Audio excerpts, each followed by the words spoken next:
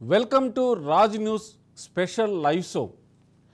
అసలు స్వరూపమదో నకిలీ పీఠం, యాగాల పేరిట బూటకం, ఆధ్యాత్మికం మాటున రాజకీయం. అది ఆ స్వామి యొక్క నైజం. ఒక స్వామీజీ భూకబ్జాలు, పైరవీలు, సెటిల్మెంట్లు అంటూ ఆయన ఆధ్యాత్మిక వ్యాపారులు ఇన్నాళ్ళు చేశాడు. ఒకప్పుడేమో జగన్ వెంట ఉండి ఇప్పుడు అది ధర్మమాట విశాఖలో శారదాపీఠం ఆయన చేస్తున్న అరాచకాలు, అక్రమాలు ఒకటి కాదు రెండు కాదు, తొవ్వే కొద్దీ బయట పడుతూనే ఉన్నాయి. గతంలో స్వామీజీ వెంట తిరిగిన మాజీ సీఎం, ఇప్పుడేమో చంద్రబాబు బేష్ అంటున్న స్వామీజీ. మరి అసలు స్వామీజీలకు రాజకీయాలు ఎందుకు? చంద్రబాబుని ఏదో కొత్తగా పొడుతున్నాను అనుకోవద్దు. అప్పుడు ముఖ్యమంత్రి అయినప్పుడు కూడా చంద్రబాబు గెలవాలని రాజమండ్రిలో చాలా పెద్ద సభలు పెట్టి సాధువులందరినీ పిలిచి మురళీమోహన్ గెలిపించడానికి సాయశక్తులా ప్రయత్నం చేశాను. అప్పుడు గెలవాలని, గెలిచినప్పుడు నేనే స్టేట్మెంట్ ఇచ్చా, చంద్రబాబు గెలవడం చాలా సంతోషం, ఎవరితోటి మాకు విభేదాలు ఉండవు, మేము స్వాములం, పీఠాధిపతులం, ధర్మం కోసమే పోరాడతాం. కానీ ఈరోజు ప్రెస్ మీట్ పెట్టింది ఎవరికి భయపడి కాదు, వాస్తవాలు తెలుసుకోకుండా ఎవరెవరో కొత్తగా వచ్చిన వాళ్ళతో చేరి ఏదేదో తప్పుడు అభిప్రాయాలు వాళ్ళు చెబుతారని. ఎప్పుడూ స్వరూపానంద స్వామివారు ఒకలాగే ఉంటారు.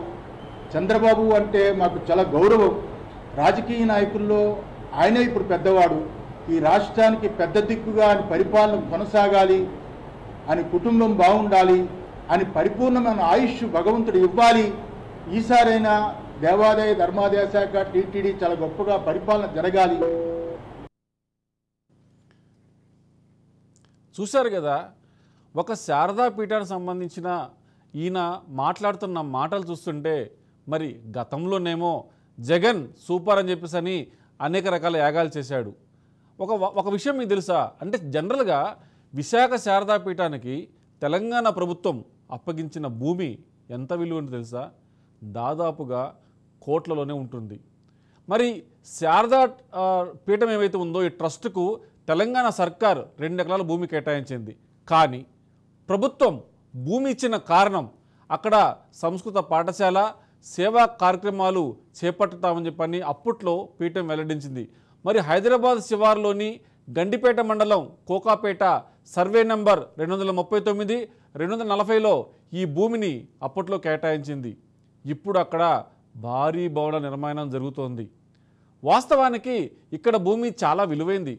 Financial district, hitech city, film Nagar, ORR దగ్గరలో ఉంటుంది. ఇక్కడ గతంలో 350 ఎకరాల హెచ్ఎండి వేలానికి పెట్టింది. దాదాపు ఎకరం భూమి 100 కోట్ల రూపాయలు పలికింది. మరి అప్పట్లో ఈ భూమి అమ్మకం ద్వారా భారీ ఆదాయమే చేకూరింది ప్రభుత్వానికి.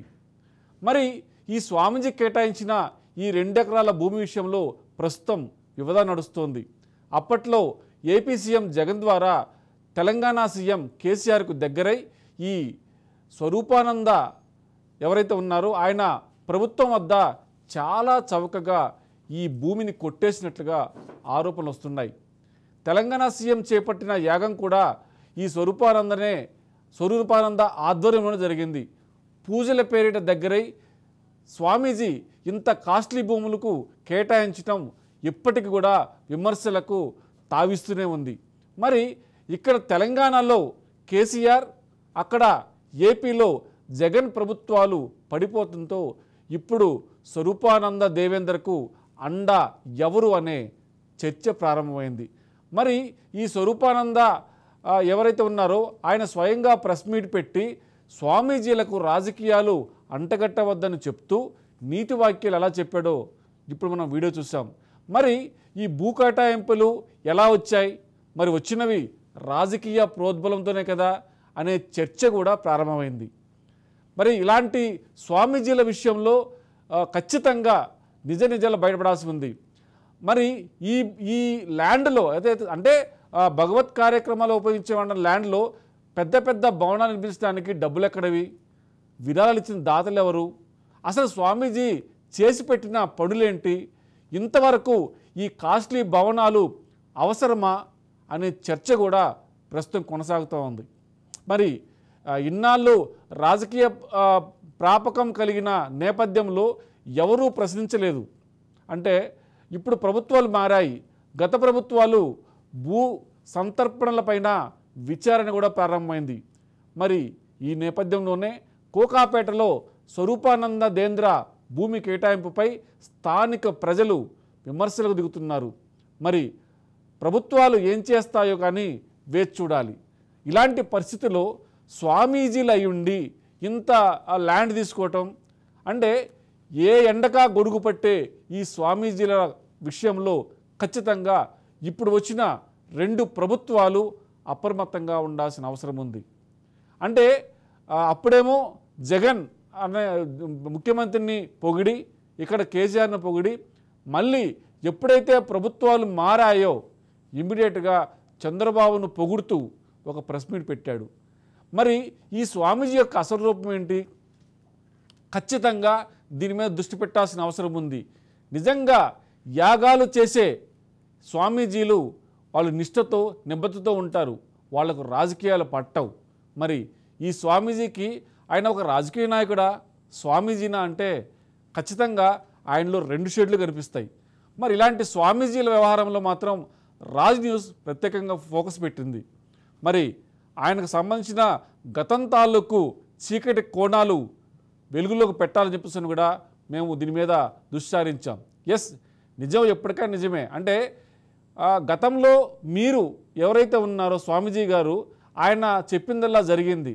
అప్పుడు ప్రభుత్వాలు నమ్మాయి. కానీ ఇప్పుడు వచ్చిన ప్రభుత్వాలు, తెలంగాణలో అయితే మాత్రం కాంగ్రెస్ ప్రభుత్వం నికార్సైన ప్రభుత్వం, నిజాయితీ గల ప్రభుత్వం. ఇక మీ ఆటలు సాగవు. అందుకే ఈ విషయాన్ని అంటే ప్రజలకు చెందాల్సిన భూములు ఏమైతే ఉన్నాయో ఈ అప్పనంగా స్వామీజీలకు అప్పగించారు. కాబట్టి ఈ ల్యాండ్ మీద, కట్టిన భవనాల మీద విచారణ జరిపించాలి. ఖచ్చితంగా అవసరమైతే ప్రభుత్వాలు స్వాధీనం చేసుకోవాలని చెప్పేసి అన్న విషయం మీదనే రాజ్ న్యూస్ ఫోకస్ పెట్టింది. ఖచ్చితంగా అంటే సినిమా డైలాగ్ కొన్ని ఉంటాయి, న్యాయం జరగటం లేట్ అవ్వచ్చు, ఖచ్చితంగా న్యాయం జరుగుతుంది. ఇప్పుడున్న 2 ప్రభుత్వాలు కూడా ప్రజాపాలన గురించే ఎదురు చూస్తూ ఉన్నాయి. ఒకవైపున ఆంధ్రప్రదేశ్లో ప్రస్తుతం చంద్రబాబు నాయుడు చాలా భారీ మెజారిటీతో గెలిచారు. అంటే ప్రజలు ఆయన కావాలి అని కోరుకున్నారు. సో మరి గత ప్రభుత్వం లాగా ఎట్టి పరిస్థితుల్లో ఆయన స్వామీజీలకు తలగ్గడు, స్వామీజీలను ప్రోత్సహించడు అన్నది మాత్రం వాస్తవం. ఎక్కడ గతంలో ఉన్న షేడ్లన్నీ బయటకు వచ్చి తమ మీద ఎంక్వైరీ చేస్తే ఎక్కడ తమ గుట్టు రట్టవుతుందని చెప్పని ప్రెస్ మీట్ ద్వారా తానొక పత్తిత్తులాగా కబుర్లు చెప్పడాన్ని మీరు ఆల్రెడీ చూసే ఉంటారు. మరి ఇలాంటి స్వామీజీల పట్ల, ఈయన పెట్టిన పీఠం పట్ల ఖచ్చితంగా ఎంక్వైరీ జరగాలి. ఆయన ఆస్తుల మీద ఎంక్వైరీ జరగాలి. అయితే ఈయన చేస్తున్న ఈ అరాచకాలకు సంబంధించిన వ్యవహారంలో కావచ్చు చాలామంది కూడా అబ్జెక్షన్ చేస్తూ ఉన్నారు. మరి ఈ స్వామీజీలకు సంబంధించిన వ్యవహారంలో బ్రాహ్మణ సంఘాలు కూడా తమ అంటే బ్రాహ్మణుడై ఉండి ఒక పీఠం పెట్టుకొని నిజమైన పీఠాలు పెట్టకుండా ఈ రకంగా అక్రమ పద్ధతిలో పోతున్న వారి మీద చర్యలు తీసుకోవాలని చెప్పని కూడా వీళ్ళు డిమాండ్ చేస్తున్న పరిస్థితి. అయితే ఈ క్రమంలో మనం ఖచ్చితంగా ఈ విషయం మీద పూర్తి స్థాయిలో ఎంక్వైరీ జరగాలి. దీంట్లో మనకు ప్రధానంగా ఇప్పుడు చూస్తే బ్రాహ్మణ చైతన్య నివేదిక రాష్ట్ర అధ్యక్షుడు సిరిపురం శ్రీధర్ శర్మ ప్రస్తుతం లైన్లో ఉన్నారు. శర్మ గారు నమస్తే. నమస్తే శర్మ గారు చెప్పండి, మరి శారదాపీఠం ఏంటి, ఆయన కథ ఏంటి, అంటే అసలు ఏం చేస్తున్నాడు? అంటే అప్పుడేవో చంద్రబాబు నాయుడు అసలు ఆయన పట్టించుకోలేదు, తర్వాత జగన్ వెంట తిరిగి ఆయన ఒక పెద్ద స్వామీజీగా ఒక బెళ్ళపించుకున్న సంగతి తెలుసు. ఆయన ఇచ్చిన రికమెండేషన్ తోటి తెలంగాణలో 2 ఎకరాల పెద్ద ల్యాండ్, కాస్ట్లీ ల్యాండ్ కూడా తీసుకున్న పరిస్థితి ఉంది. ఇప్పుడు ల్యాండ్లో భారీ భవనాలు వెలిసాయి. అంటే అసలు ఏంటి సార్ ఈ స్వామీజీ ఏంటి, ఈయన కథ ఏంటి? ప్రజలకు నిజాలు తెలియాలి. మీకు తెలిసిన నిజాలు చెప్పే ప్రయత్నం చేయండి శర్మ గారు. స్వామీజీ యాక్చువల్ గా ఆయన బ్రాహ్మడే. ఓకే. ఆయన సరే బ్రాహ్మణుల్లో చాలా శాఖలు ఉంటాయి. ఆ శాఖల్లో ఒక శాఖకు సంబంధించిన బ్రాహ్మణుడు ఆయన. ఓకే. ఆయన గతంలో ఆయన బాగా టీనేజ్ ఏజ్ నుంచి యువకుడు వయసు దాకా తాగి తందనాలాడుతూ తిరుగుతుండేవాడు. శర్మ గారు ఒక విషయం డిస్టర్బ్ చేస్తే ఏమనుకోవద్దు. మరి స్వామీజీ గారు గతంలో బ్లాక్లో టికెట్లు అమ్మారు అని చెప్పేసి అన్న ఒక వివాదం వస్తూ ఉంది. అది ఎంతవరకు నిజం, మీకేమైనా సమాచారం ఉందా? అదే అక్కడికే చెప్తున్నాను. చెప్పండి. టీనేజ్ ఏజ్ లో ఆయన చక్కగా తాగి తందనాలాడుతూ తిరుగుతూ ఎక్కడ పడితే అక్కడ మందు వేసి పడిపోతూ ఉండేవాడు. సరే సరే, ఆయనకి ఇన్కమ్ ఎక్కడి నుంచి వస్తుందంటే జగదాంబ థియేటర్ లో బ్లాక్ లో టికెట్లు అమ్మేవాడు గతంలో. మీరు విశాఖపట్నంలో 70-80 ఏళ్ళు ఉన్న ఎవరిని అడిగినా ఈ స్వామీజీ లీలల గురించి చెప్తారు. అప్పట్లో ఆయన చేసిన వ్యవహారాల గురించి. అప్పుడు ఆ టైంలో ద్రోణంరాజు సత్యనారాయణ గారు మనకి రాష్ట్ర మంత్రి చేశాడు. ద్రోణంరాజు సత్యనారాయణ గారు విశాఖ ఎమ్మెల్యేగా కూడా చేశాడు. ఆయన బ్రాహ్మడే. ఆయన వీడు కుర్రోడు బాగా హడావుడి చేస్తున్నాడు, వీళ్ళు కొంత ఉంది, వీడిని మనం ఉపయోగించుకుందాం అని చెప్పి ద్రోణంరాజు సత్యనారాయణ గారు ఈయనకి, అరే నాయనా నువ్వు చక్కగా నువ్వు ఈ తాగి తిరగటాలు మానేసి కొంచెం ఆధ్యాత్మిక దాంట్లోకి రా, నీకు ఒక ప్లేస్ ఇస్తాను, అందులో నువ్వు పీఠం పెట్టుకుందు అని చెప్పి ఈయన్ని ఆయన సొంత డబ్బులతో ఋషికేశ్ పంపించాడు. ఋషికేశ్ పంపిస్తే అక్కడ కొంచెం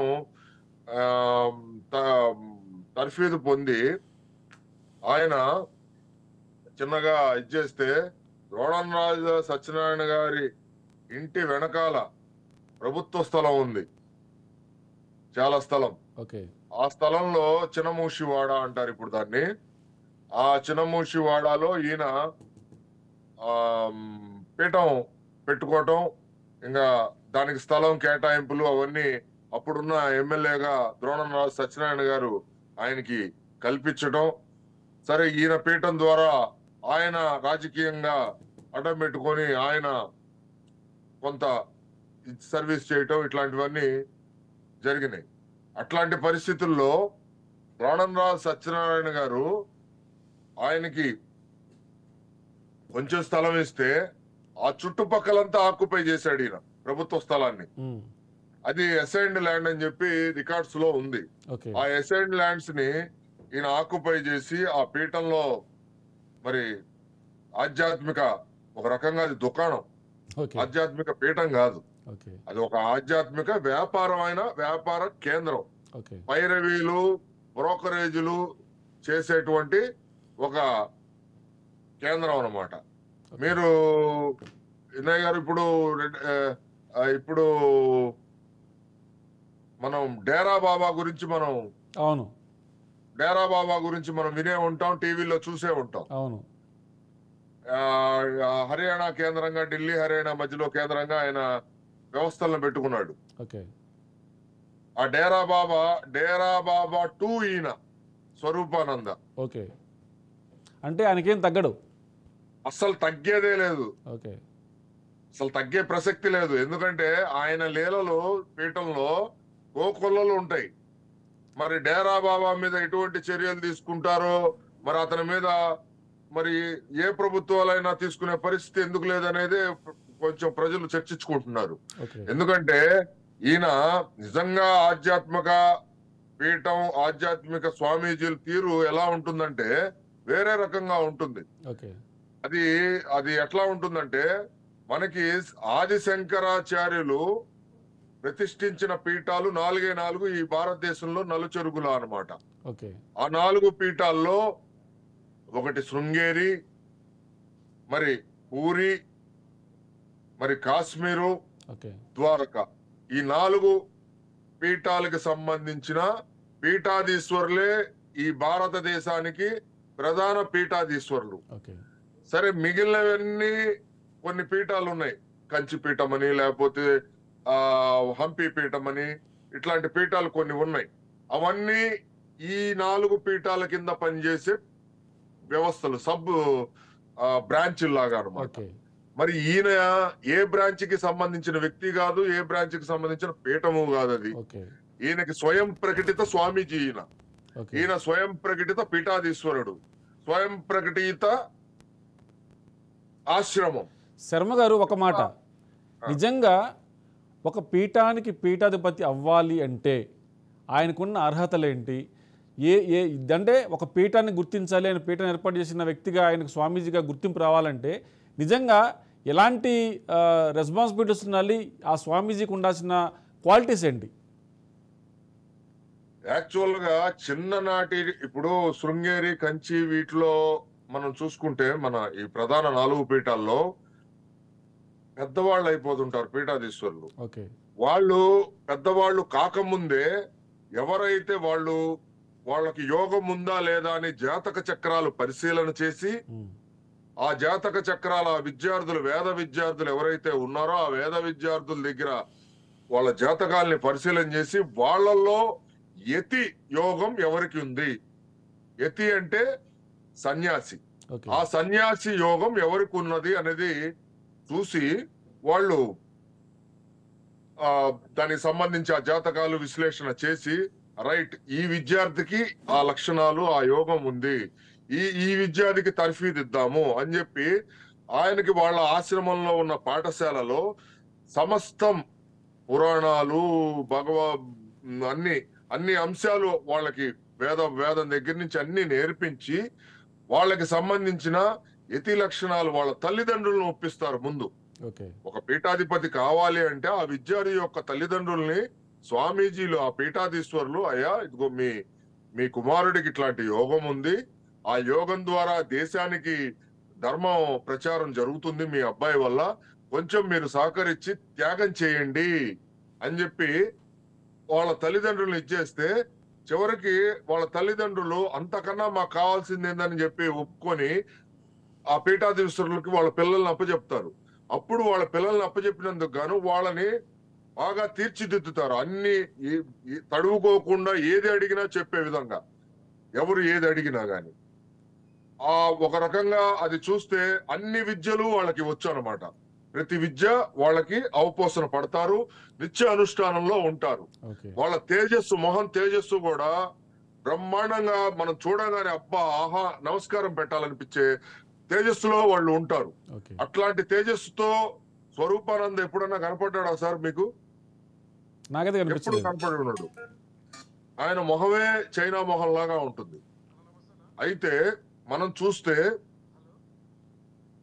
అట్లాంటి యతీశ్వరులు, యతి పీఠాల్లో ఈ రకంగా వాళ్ళ పీఠాధీశ్వరులు నెక్స్ట్ వాళ్ళ తరం తర్వాత ఇంకో తరానికి పీఠాధీశ్వరులు తయారు చేస్తారు. వాళ్ళు మొత్తం త్యాగం చేసేసేయాల. వాళ్ళకి ఇంకా తల్లిదండ్రి కూడా స్వామీజీ, గురువు అని పిలవాలా. వీళ్ళు అమ్మా నాన్న అంటానికి పిలవటానికి కూడా లేదు. మరి అట్లాంటి పరిస్థితులు, అంత కఠినమైన సన్యాసాశ్రమం స్వీకరించిన వ్యక్తులు వాళ్ళు బయట సభ్య సమాజానికి ఎప్పుడు బయటికి వస్తారంటే ధర్మ ప్రచారం చేయటం కోసం వస్తారు. అబ్బా ఇదిగో ప్రజలు ఇలా దైవికమైన పూజలు చేసుకోండి, దైవికమైన కార్యక్రమాలు, దైవిక ధ్యానాల్లో ఉండండి అని చెప్పి వాళ్ళు ఎప్పుడో చాతుర్మాస దీక్షలో ఉండి ఆ తర్వాత ఒకసారి దేశాటన పర్యటన చేస్తారన్నమాట. ఆ పర్యటన చేసే క్రమంలో వాళ్ళు ఈ ధర్మ ప్రచారం చేసుకుంటూ వెళ్తారు. అది కంచి స్వామి అవనేయండి, శృంగేరి స్వామి అవనేయండి, హంపి స్వామి అవనేయండి, మన దేశంలో ఉన్న వివిధ రకాల పీఠాధిపతులకు సంబంధించిన స్వామీజీలందరూ అదే తీరు పాటిస్తారు. కానీ విశాఖ పీఠాధిపతి అంటే వాళ్ళెవరు మళ్ళా వివాహం చేసుకోకూడదండి. మళ్ళా ఈ పీఠాధీశ్వరులు వివాహం చేసుకోకూడదు, వాళ్ళకి నచ్చిన ఆహారం కూడా తినకూడదు. అంత కఠినమైన దీక్ష అది సన్యాసాశ్రమం అంటే. వాళ్ళకి జిహచాపల్యం కూడా చంపేసుకోవాలి. కంచి స్వామి వారు గతంలో ఆయన దగ్గర పనిచేసే వంటతను స్వామీజీ కంచి స్వామి వారు తోటకూర బాగా ఇష్టంగా తింటున్నారు అని చెప్పి ఆయనకి 2 రోజులకు ఒకసారి తోటకూర వండి పెడుతున్నాడంట.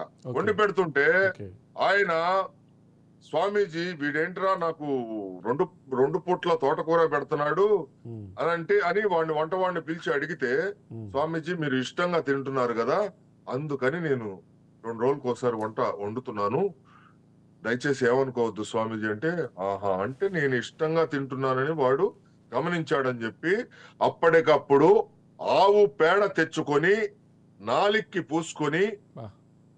శుద్ధి చేసుకొని ఆయన చివరికి తోటకూరని త్యాగం చేసేసాడు తినకుండా, ఇంకా జీవితంలో తినకూడదని. అట్లాంటి పరిస్థితుల్లో స్వామీజీలు ఉంటారు. శర్మ గారు ఒక మాట, ఆ.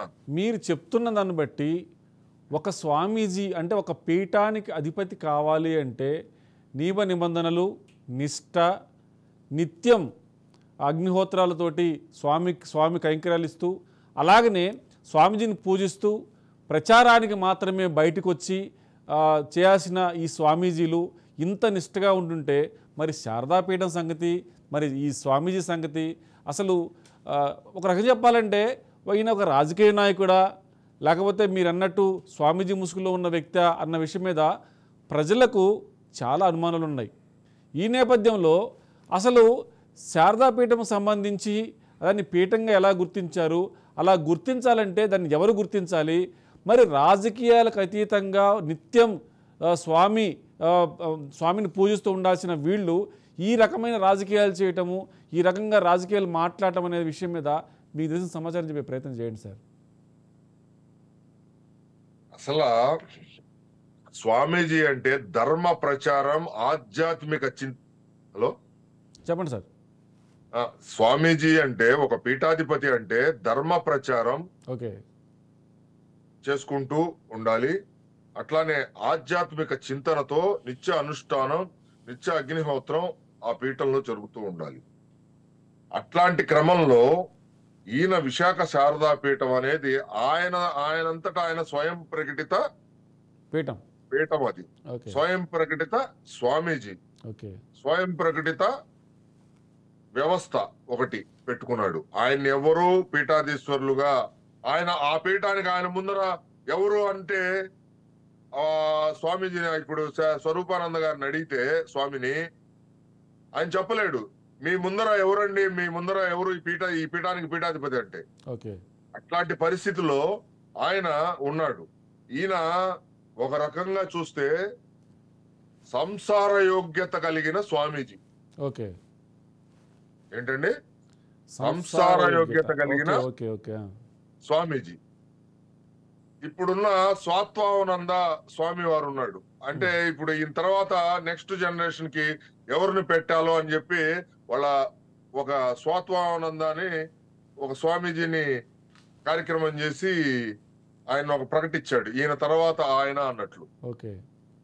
ఆయన ఎవరు అనేది స్వామీజీని ఈ స్వరూపానంద గారిని చెప్పమనండి. ఆయన క్వాలిటీస్ అంటే పీఠానికి కాదు, ఆయన ఎవరికి పుట్టాడు, అర్థమైందండి? అర్థమైంది. ఆయన తల్లిదండ్రులు ఎవరు, వాళ్ళు ఎవరు అనేది ఈ స్వామీజీని చెప్పమనండి. చెప్పగలుగుతాడేమో. ఆయన కూడా ఈయన డిఎన్ఏతో ఉన్న వ్యక్తే. అర్థమైంది. అర్థమైంది.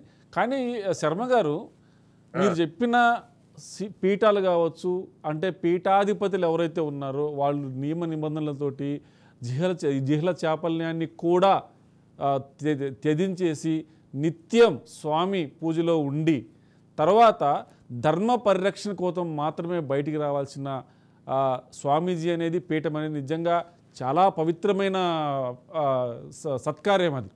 అలాంటి క్రమంలో మరి స్వామీజీ ఇక్కడ ఏమైతే మన తెలంగాణ ప్రభుత్వం ఏమైతే ఉందో అక్కడ 2 ఎకరాల పొలం ఇవ్వడము, దాంట్లో ఆయన ఆధ్యాత్మిక కార్యక్రమాలు చేస్తా అని చెప్పేసి అంటాం. కానీ ఇప్పుడు చూస్తే భారీ బిల్డింగ్లు ఉన్నాయి. మరి దీన్ని ఏ రకంగా చూస్తాము? మరి దీని మీద ఇప్పుడున్న రేవంత్ రెడ్డి ప్రభుత్వం ఏమైతే ఉందో నిక్కచ్చిగా తర్వాత నిజాయితీగా ఉన్న ప్రభుత్వం అనేది ఆయన వచ్చినప్పటి నుంచి ఆయన ఇచ్చిన ఏమైతే పథకాలు ఏమైతే ఉన్నాయో అవి అవలంబించడంలో కావచ్చు, నిజాయితీగా అక్రమాలకు పాల్పడ్డ వారి మీద ఆయన పోలీసులకు ఇచ్చిన, అంటే ఒక పోలీస్ ఆఫీసర్ ఒక ఇన్వెస్టిగేషన్ చేయాలంటే ఫ్రీడమ్ ఇవ్వాలి. చట్టం ఏం చెప్తుందో చట్ట పరిధిలో పోలీసులకు ఫ్రీడమ్ ఇస్తే ఏం జరుగుతుందన్నది తెలంగాణ ప్రభుత్వంలో జరుగుతున్న ఈ మధ్య ఫోన్ ట్యాపింగ్ కేసు కావచ్చు, ఏసీబీ రైడ్తో మనకు అర్థమవుతోంది. మరి ఇలాంటి సమయంలో మరి 2 ఎకరాల్లో ఉన్న భారీ భవనాలు ఎలా వచ్చాయి ఆయనకి? అంటే జనరల్గా పీఠం అంటే పబ్లిక్ నుంచి వచ్చే ఫండ్స్ ఉంటాయి. మరి ఈయనకు ప్రభుత్వాలు ల్యాండ్ ఇవ్వాల్సిన అవసరం ఏంది?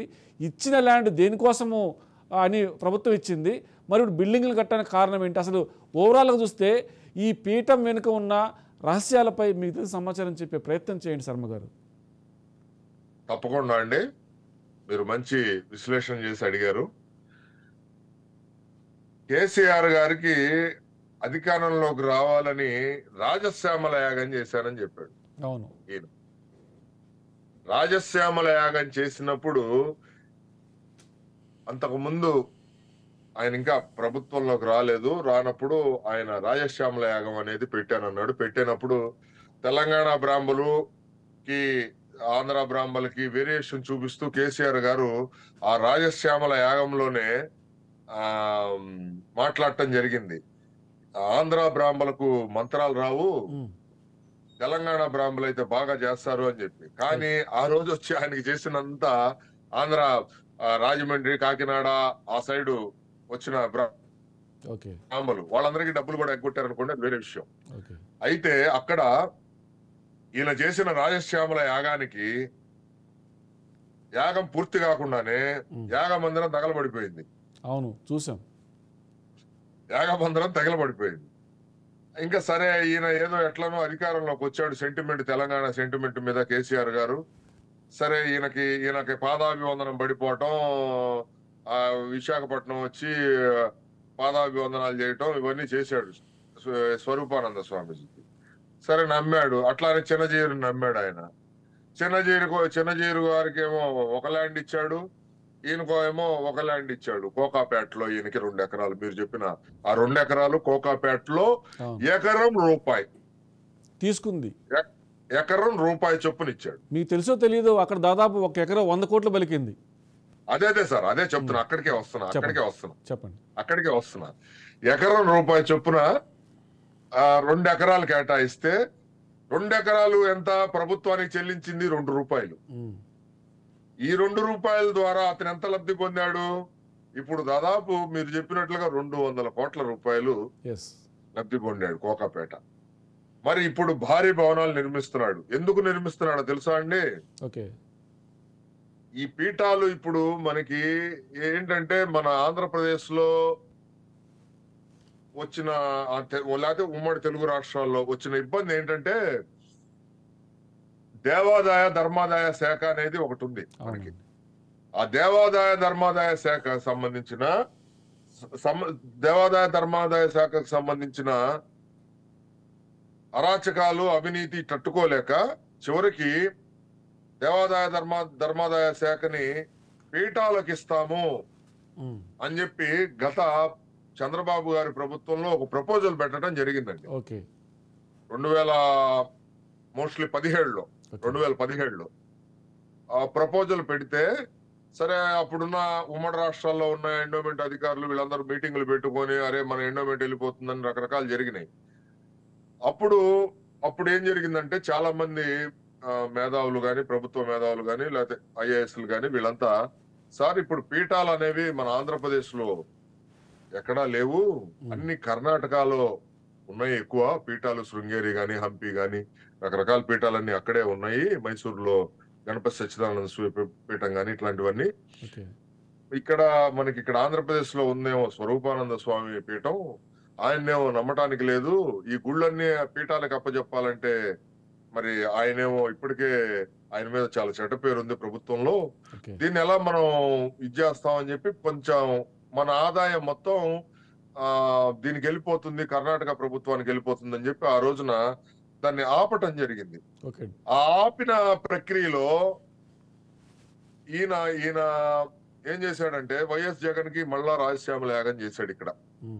అక్కడ కేసీఆర్ కి చేస్తే కేసీఆర్ సక్సెస్ అయ్యాడని రాజశ్యామల యాగం ఇక్కడ ఈయన నమ్మాడు. కేసీఆర్ చెప్పాడు, తమ్ముడు నువ్వు స్వరూపానంద గారిని ఆశ్రయించు, నీకు మొత్తం మారిపోతుంది పిక్చర్ అంటే. సరే అని ఈయన ప్రతిపక్ష నాయకుడుగా వెళ్ళి స్వరూపానందని కలిస్తే, స్వామి నాకు ఇప్పుడు దాకా మా అమ్మేమో బైబిల్ పట్టుకొని తిరుగుతుంది, నా మీద ఏమో క్రిస్టియన్ ముద్ర ఉంది, ఈ క్రిస్టియన్ ముద్ర పోవటానికి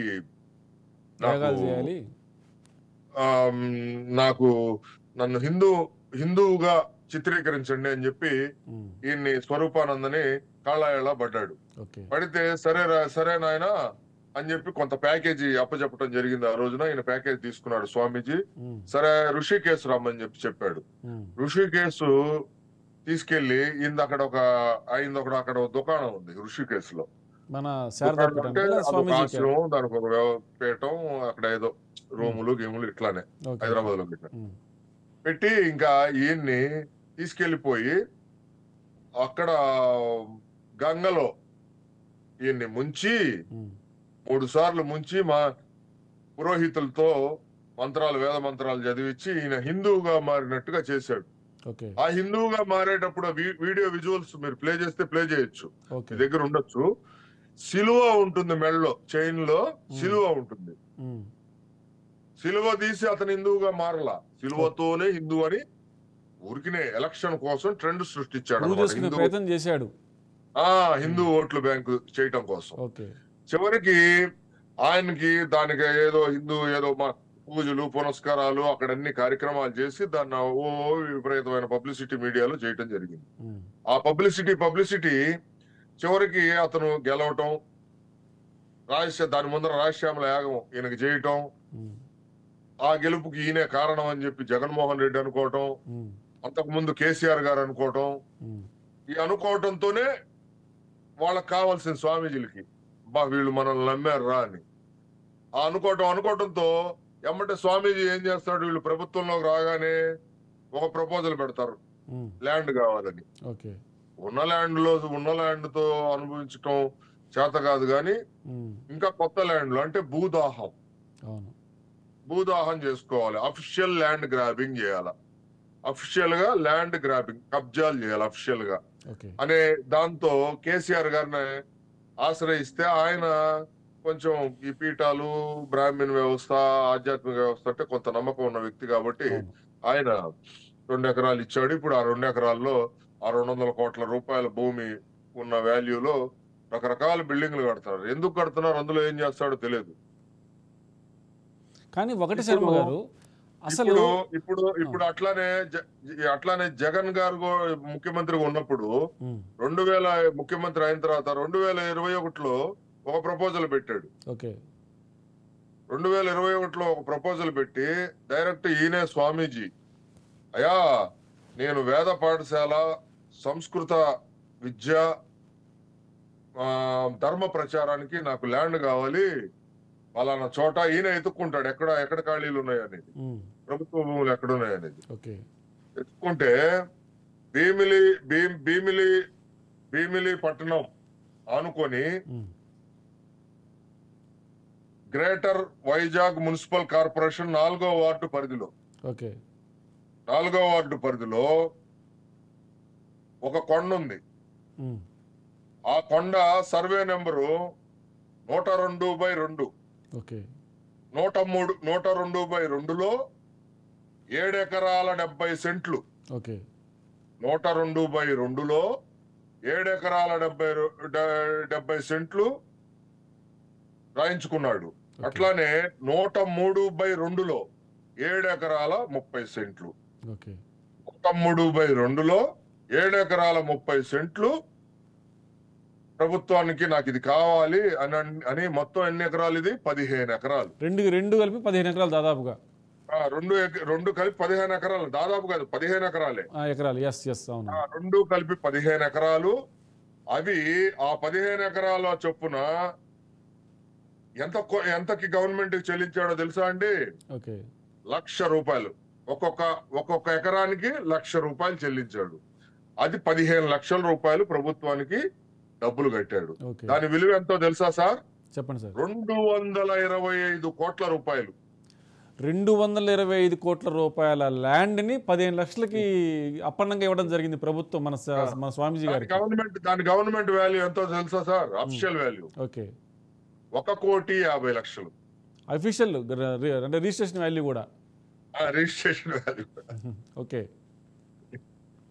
సార్, శర్మ గారు ఒక మాట చెప్పండి.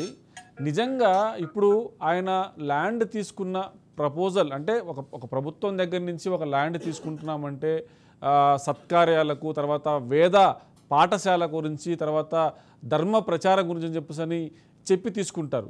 మరి ఈ స్వామీజీ గారు శారదాపీఠం నిజంగా ధర్మ ప్రచారం చేసిందా? ఎక్కడైనా సరే ఆయన చెప్పిన వేద పాఠశాల నిర్మించారా? అసలు ఆ స్వామీజీ యొక్క యాక్టివిటీస్ ఏంటండి?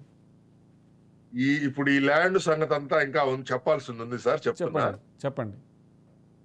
ఇప్పుడు ఈ 15 ఎకరాలు కొండపైన తీసుకొని ఆక్యుపై చేశాడు, ఇంకొంచెం కూడా ఇంకా దాన్ని కలుపుకున్నాడులేండి. ఓకే. మొత్తం 15 ఎకరాలు తీసుకొని 2021లో ప్రభుత్వం జీవో ఇచ్చింది, నేను స్వామీజీకి ఇచ్చేయండి, ఎకరానికి ₹1,00,000 చొప్పున కట్టించుకోండి. ఏది ఎకరానికి 1.5 అంటే ₹1.5 వాల్యూ ₹1,00,000కి ఇవ్వమని అక్కడ అదొక తప్పండి, ప్రభుత్వం చేసిన తప్పు. అవును, అవును. అంటే గవర్నమెంట్ వాల్యూ కన్నా తక్కువ ఎట్లా ఇస్తుంది ప్రభుత్వం? అవును, ₹1,00,000కి ఇవ్వకూడదు కదా. అవును. అంటే అది గవర్నమెంట్ ఆదాయానికి రాబడి ఇచ్చేసినట్టే కదా, బ్రేక్ చేసినట్టే కదా. ప్రజల సొమ్ము కదండి, అది ప్రభుత్వ భూమి అంటే ప్రజల సొమ్మే కదా, ప్రజల సొమ్ము. అయితే 2021లో జీవో ఇస్తే సరే, ఆయనకి ఒక డౌట్ వచ్చింది. మళ్ళా నెక్స్ట్ ప్రభుత్వం జగన్ రాకపోతే మన పరిస్థితి ఏంటి, ఓకే, మనం ఏం చేయాలి అని చెప్పి ఇప్పుడు కొత్తగా ఈ పీఠానికి ఈయన తర్వాత పీఠాధిపతి స్వాత్మానందేంద్ర, ఆ పేరు పలకడం కూడా కష్టంగా ఉంది.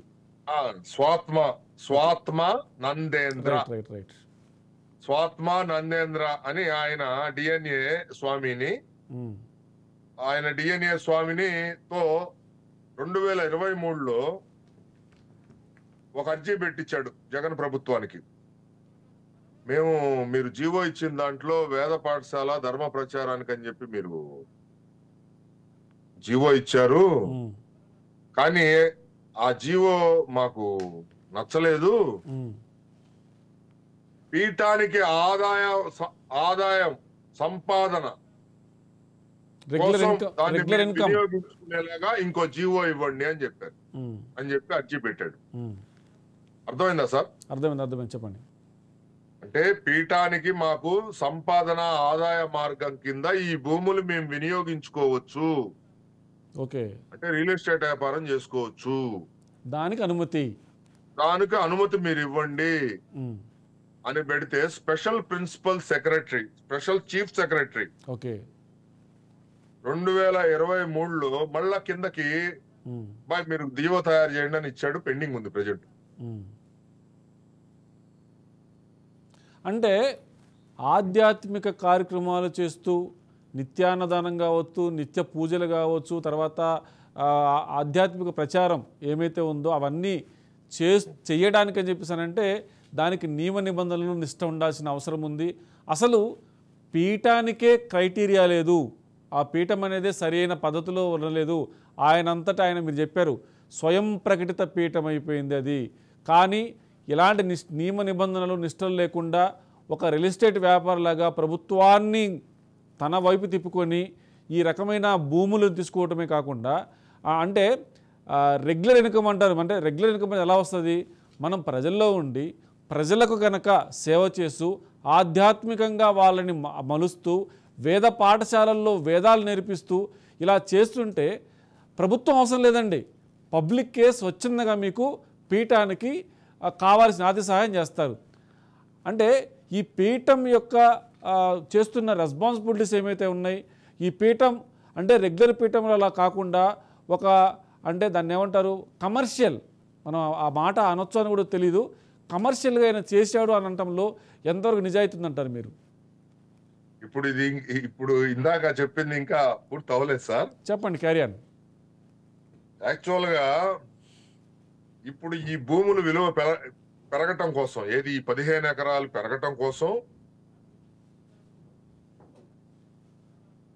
చెప్పండి, భోగాపురం నుంచి, విశాఖ నుంచి Bhogapuram, okay, sea corridor road వేస్తున్నారండి. ఓకే, ఆ క్యారిడార్ రోడ్ లో ఇది ఆ దగ్గరలో ఉంటుంది, ఏది 15 ఎకరాలు. ఓకే, ఆ భూమి విలువ పెరగటానికి అవన్నీ కొండలు తుప్పలు అని ఎవరు కొనుక్కుంటారని చెప్పి ఇచ్చేస్తే ప్రభుత్వంతో మళ్ళా మాట్లాడితే ఉమ్, విశాఖ మున్సిపల్ కార్పొరేషన్ వాళ్ళు ఓకే 2 కోట్ల రూపాయలతో ఓకే 1.2 కిలోమీటర్లు 40 అడుగుల మేర రోడ్డు వేశారండి. ఓకే ఏది ఈయన 15 ఎకరాల్లో. ఓకే అది ఎంత ప్రజాధనం. దారుణమో చూడండి. అక్కడ అసలు అక్కడ ఒక గుడిసె లేదు, ఒక షెడ్డు లేదు, ఏమీ లేదు. ఎలాంటి కార్యక్రమాలు కూడా లేవు. ఎలాంటి కార్యక్రమాలు కూడా లేవు. ఉమ్, 2 కోట్లతో 1.2 కిలోమీటర్లు, దాదాపు 40 అడుగుల రోడ్డు. అది 2 కోట్ల రూపాయలతో బాగా గట్టిగా రోడ్లు వేయటం జరిగింది. ఉమ్, అంటే ఇంకా ఈ ఈయన స్వాత్మానందేంద్ర స్వామి 2023 నవంబర్ 20వ తారీఖున ప్రభుత్వానికి పెట్టిన లెటర్ ప్రకారం ఆయన స్పెషల్ చీఫ్ సెక్రటరీ గారు ఆయన జీవో ఇచ్చేస్తే ఉమ్, ఈయన ఇంకా వ్యాపారం బిగిన్ చేసేయచ్చు. ఆధ్యాత్మిక వ్యాపారం, రియల్ ఎస్టేట్ వ్యాపారం. yes, అక్కడ ప్లాట్లు వేసి, లేకపోతే ఈయన సబ్ కాంట్రాక్ట్ వేరే జగన్ అంటే స్వామీజీని అడ్డం పెట్టి జగన్ భూ కుంభకోణం చేశాడా, ఓకే లేకపోతే జగన్నే అడ్డం పెట్టి స్వామీజీ భూ కుంభకోణం చేశాడా అనేది తేలాల్సిన అంశం. తేలాల్సిన అంశం. ఓకే అయితే 2021లో 1,89,00,000 గవర్నమెంట్ వాల్యూ అండి అది. Okay Bhogapuram Vizag coastal corridor లో ఈ దీని పక్క నుంచి వెళ్తుంది అనమాట. ఓకే దాన్ని 15 లక్షలకి, అంటే గవర్నమెంట్ వాల్యూ ప్రకారం లెక్కేసినా గానీ 15 కోట్లు ప్లస్ 89 15 అవును. లెక్కేసుకుంటే దాదాపు ఒక దగ్గర ఒక 30 కోట్ల దాకా, 30 కోట్ల పైనే. 30 ఏది కోట్ల పైనే. మార్కెట్ వాల్యూ ప్రభుత్వం అంటే ప్రభుత్వం రిజిస్ట్రేషన్ వాల్యూ కట్టాల్సి ఉంటే 15 లక్షలకి ఇచ్చారు. మరి దీని మీద కూడా విచారణ చేయాలిగా, ఎందుకు ఇచ్చారని ఖచ్చితంగా చేసి తీరాల్సిందే. ఓకే అట్లా ఈయన ఈ రకంగా జగన్ని అడ్డం పెట్టుకొని స్వరూపానంద స్వామిని అడ్డం పెట్టుకొని జగన్ కలిసి ఎండోమెంటుని తిరుమల తిరుపతి దేవస్థానాల్ని మొత్తం ఇతర అజమాయిషిలో ఉందండి. తిరుపతి ఎండోమెంట్ లో కమిషనర్ ఎవరు నియామకం జరగాలి, ఓకే ఎండోమెంట్ లో ఏ గుళ్ళో ఎవడు అసిస్టెంట్ కమిషనర్ ఉండాలి, గ్రూప్ 6A టెంపుల్స్ లో, 6B టెంపుల్స్ లో ఎవరు ఉండాలి, 6C టెంపుల్స్ లో ఎవరు ఉండాలి, మొత్తం ఇంకా దుకాణం ఓపెన్ చేశాడండి. ఓకే ఇతనికి ఒక శిష్యుని పెట్టుకున్నాడు, బ్రోకర్ ని ఎండోమెంట్ లో. ఆ బ్రోకర్ పేరు ఇదే ప్రభుత్వంలో దేవాదాయ శాఖ సలహాదారు అని జ్వాలాపురపు శ్రీకాంత్ అతని పేరు. ఓకే అతనికి దేవాదాయ సలహాదారు కూడా ఇతనే ఇప్పించాడు, అతని దగ్గర 15 లక్షలు తీసుకొని. ఓకే ఒక కార్యక్రమానికి ఇంత ఖర్చు అవుతుందని చెప్పి 15 లక్షలు తీసుకొని ఈయనకి ఇచ్చేసాడు అనమాట. రైట్ ఇచ్చేస్తే ఆయనకి సరే ఏదో బ్రాహ్మణ్ కార్పొరేషన్ చైర్మన్ అడిగాడు, చైర్మన్ రాపోయేటప్పటికి మళ్ళా స్వామీజీ దగ్గర అలిగితే చివరికి అటు ఇటు చేసి ఎండోమెంట్ కమిషన్ ఎండోమెంట్ మినిస్టర్ ని పీఠానికి రప్పించుకొని, ఇదిగో నా శిష్యుడు, ఇదిగో ఇతనికి ఇవ్వాలా, ఇతను నా బాగా ఖర్చు పెడుతుంటాడు, నా మంచి చెడులు అన్ని చూసుకుంటుంటాడు దారిలో వెళ్ళేటప్పుడు వచ్చేటప్పుడు ఓకే జర్నీలో అంటే ఎలాంటి మంచి సార్ శర్మ గారు, ఎలాంటి మంచి చర్యలు అనే విషయం మీద మిమ్మల్ని అడగొచ్చా, చెప్పొచ్చా?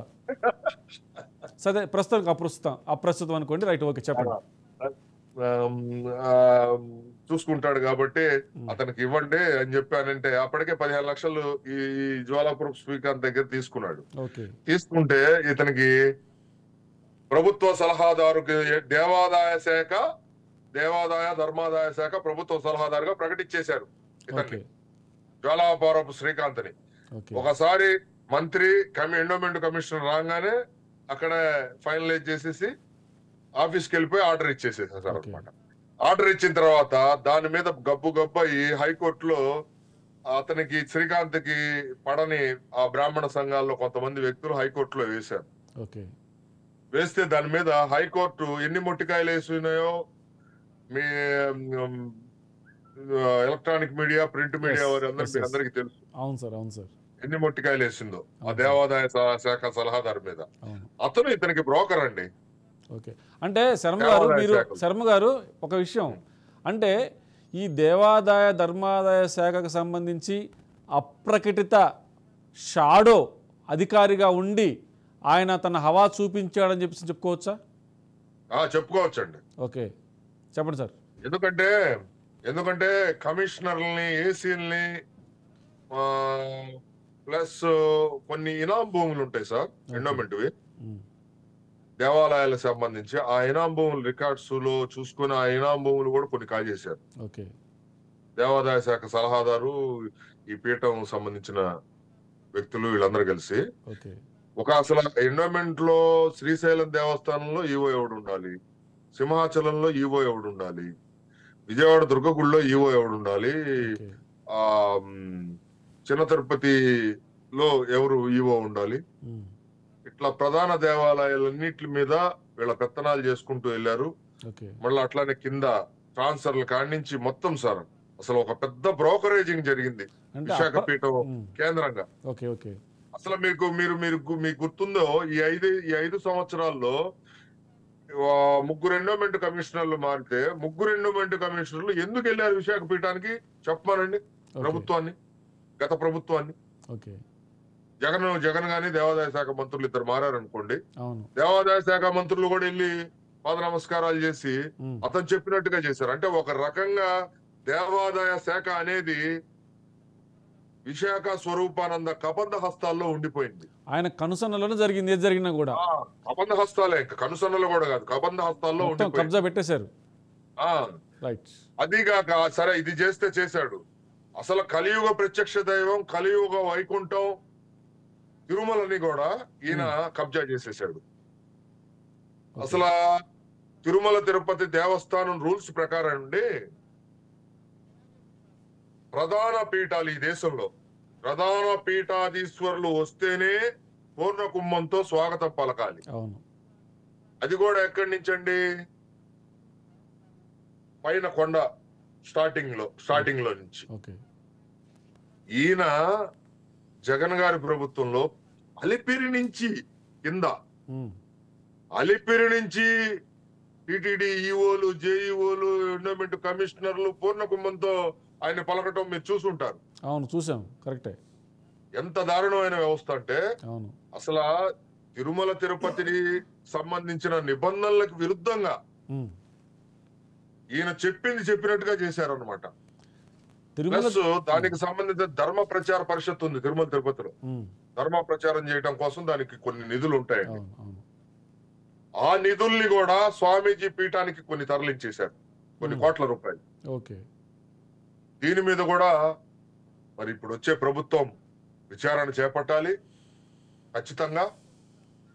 ఇది ఇట్లా దేవాదాయ శాఖలో ఎట్లాంటి దారుణమైన పరిస్థితులు తీసుకొచ్చారంటే, స్వామీజీ తెలుగుదేశం చంద్రబాబు గారి ప్రభుత్వం ఉన్న నాళ్ళు ఏమి మాట్లాడు,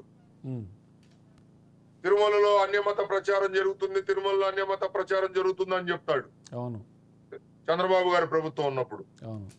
జగన్ ప్రభుత్వం వస్తే నోరు తెరిస్తే ఒట్టు, నోరు తెరిస్తే ఒట్టు.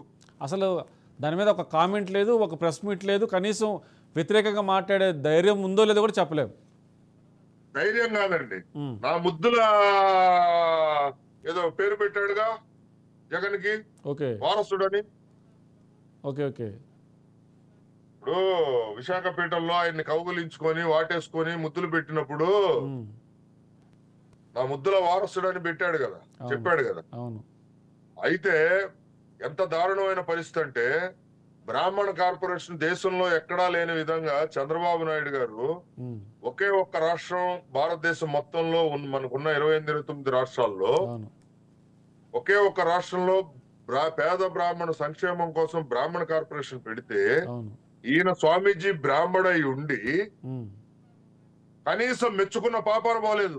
ఏది ఆయన పెట్టిన బ్రాహ్మణకు చేసిన సేవకు సంబంధించి, ఆ సేవకు సంబంధించి ఎస్, మెచ్చుకున్న పాపాన పోంగా ఆయన కార్పొరేషన్ వైఎస్ జగన్మోహన్ రెడ్డి గారు నిర్వీర్యం చేస్తే, అసలు కార్పొరేషన్ లో అసలు వ్యవస్థే లేకుండా చేసేస్తే ఓకే, నోరు తెరిచిన పాపాన పోలా. ఓకే. ఇది కాకుండా అర్చకుల మీద దాడులు, ఆయన పీఠం ఉన్న ప్రాంతంలో ఒక పురోహితుడి మీద కత్తిపోట్లు జరిగితే కత్తిపోట్ల సంఘటన కనీసం పట్టించుకున్న పాపాన పోలేదు.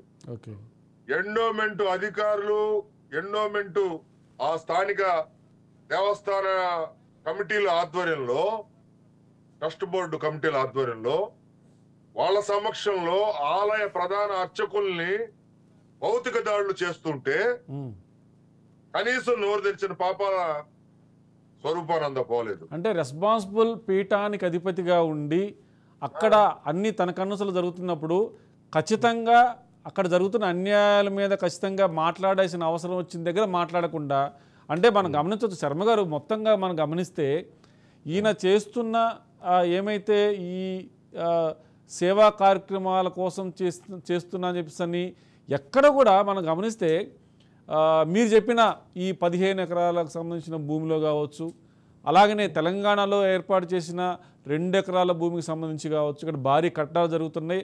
మరి భారీ కట్టడాలు జరగటానికి దాని ఫండ్ ఎలా వచ్చింది, ఆ కట్టడాలు దేనికోసం చేస్తున్నారు, నిజంగానే ఆధ్యాత్మిక చింతన గురించి, తర్వాత దీంట్లో ఆధ్యాత్మికంగా కొంత ట్రైనింగ్ ఇవ్వడానికి అలాంటి కార్యక్రమాలు ఏమైనా చేపట్టబోతున్నాం అని చెప్పేసి అన్న విషయం మీద కూడా ఇంత భారీ బిల్డింగ్ల వెనుక కమర్షియల్ యాంగిల్ ఉందని చెప్పేసి కూడా మీలాంటి మేధస్సున్న వ్యక్తులు ఆరోపణ చేస్తున్న పరిస్థితి. దాని మీద మనం చూస్తే ఈ 15 ఎకరాల విషయం కావచ్చు, తర్వాత దేవాదాయ ధర్మాదాయ శాఖలో అప్రకటిత అధికారిగా ఉండి ఆయన కనుసన్నల్లో జరిగిన అక్రమాలు కావచ్చు, అలాగనే తెలంగాణ భూమికి సంబంధించిన వ్యవహారంలో ఎప్పటికైనా సరే ప్రజల భూమిని సత్కార్యాలకు ఉపయోగిస్తా అని చెప్పి కమర్షియల్గా దాన్ని కన్వర్ట్ చేస్తున్న వ్యవహారంలో కూడా ఎంక్వైరీ జరగాల్సిన అవసరం ఉంది.